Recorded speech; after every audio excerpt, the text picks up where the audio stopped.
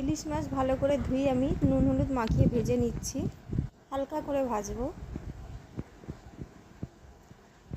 এক পিঠ ভেজে নিচ্ছি হালকা করে। এবার আমি সর্ষে গুঁড়ো জল দিয়ে মিশিয়ে নিয়েছি।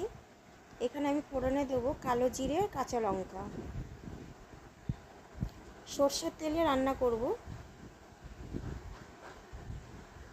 একটু ভাজা হয়ে গেলে লঙ্কাটা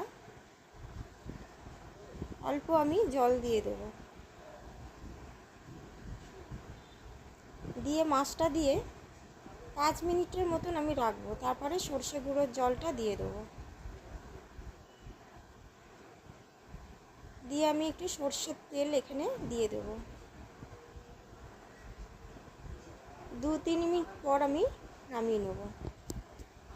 ইলিশ মাছ ভাজার তেল, তার সাথে হচ্ছে সর্ষে ইলিশ। কি